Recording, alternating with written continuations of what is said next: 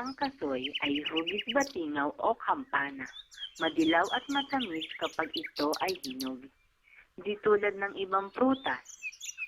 Ang buto ng kasoy ay nasa labas nito. Ang buto ng kasoy ay masarap at masustansya. Bagaman, ayon sa ibang paniniwala ng tao, ang hiniyaw na buto ng kasoy ay mapanganib sa manok. Narito ang alamat ng kasoy. Ito ay naglalarawan kung bakit nasa labas ang buto ng kasoy. Noong unang panahon ay nasa loob ng kasoy ang abuhing buto nito. Lungkot na lungkot ang buto, sapagkat madilim na madilim sa loob ng kasoy. Lalo itong nalungkot nung malamang magdaraos na isang handaan ang ada ng kagubatan. Ipinatatawag ko ang lahat ng nilalang dito sa gubat para sa isang munting kasiyahan.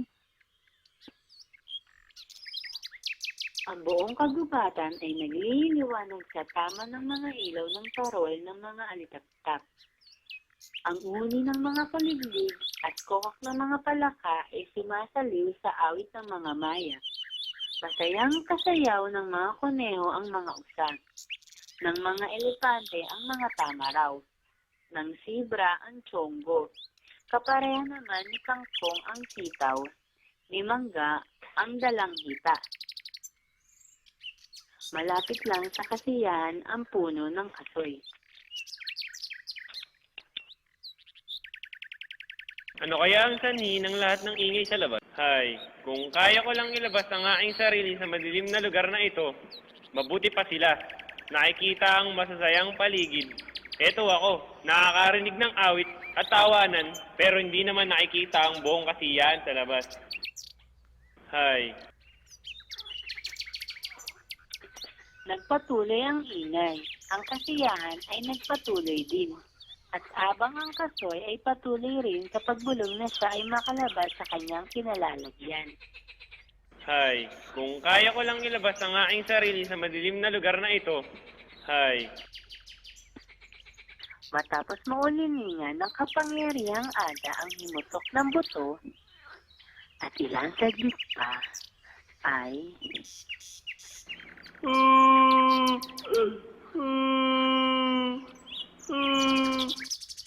Hay, kung kaya ko lang ilabas ang aking sarili sa madilim na lugar na ito, mabuti pa sila. Nakikita ang masasayang paligid. Eto ako, nakakarinig ng awit at tawanan, pero hindi naman nakikita ang buong kasiyahan sa labas. Gusto ko maging maligaya ka. May kahilingan ka ba? Ayoko pong nakakulong sa madilim na lugar na kinilalagyan ko. Naiinggit ako sa ibang hayop at halaman na tuwang-tuwa kapag may handaan sa kagubatan. Nakakasama sila sa pagsasaya, hindi lang nila naririnig, kundi nakikita pa ang katuwaan ng lahat. Maawa kayo, mahal na ada. Gawan ninyo ng paraan, makalabas po sana ako sa pagkakakulong sa loob ng prutas na ito. Naanting ang maawaing damdamin ng mahal na ada. Iwinasiwas nito ang nagdiningning ng pananglaw at sa isang iglap ay nakalabas sa madilim na kulungan ang buto. Ay, ang mundo pala ay napakaganda. Magandang diwata. Gusto kong manirahan dito sa labas. Huwag mo na akong ibalik sa dilim na kinasanayan ko. Nagsusumamo po ako. Ang kahilingan mo ay matutupad. Masayang napapanood ng buto ng kasoy ang sayawan, kantahan at pagkakatuwaan ng mga hayop at halaman. Ang malakas na pagkokak ng mga palaka at paghuni ng mga kuliglig ay sumali sa awit ng mga maya. Sa tuwa ng elepante ay kumembot-kembot ito sa pag-indak. Napapasabay din sa pag-imbay ang mahagway na kawayan kasama ang pagong na nagbababa at nagtataas ng bahay-bahayan. Hating gabi na, nang iwas-iwas na muli ng butihing ada ang kaniyang makina ng pananglaw, o dya iyon ng pamamahinga.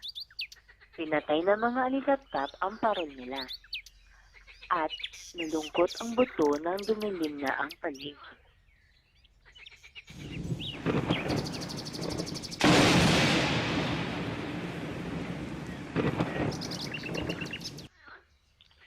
Nahaninlan ng takot ang lungkot ng kumulog at kumidlat.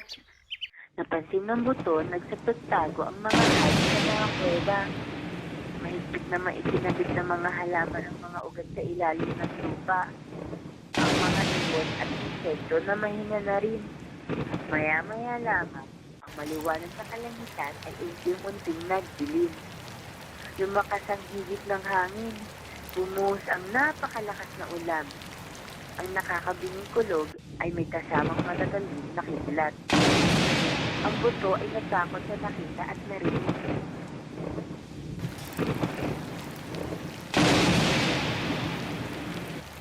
Nangangatal siya sa lamig at basang-basa sa ulan.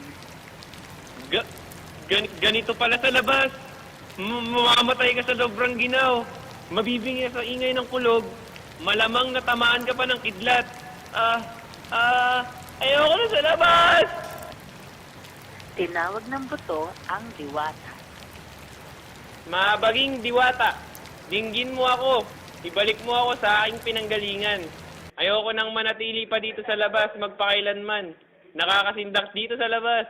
Ang kaawa-awa niyang tinig ay hindi dininig ng diwata. Ang diwata ay nawala na. At nang tumila na ang bagyo, nagpakita muli ang diwata at nakita ang kaawa-awang buto. Namamalugtot at di na magawang makapagsalita pa. Hindi na kita ibabalik sa iyong pinanggalingan. Gusto kong turuan ka ng leksyon.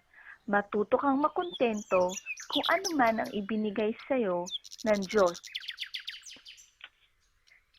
Pagkatapos sambitin ang pangaral sa buto ng kasoy ay umalis na ang diwata.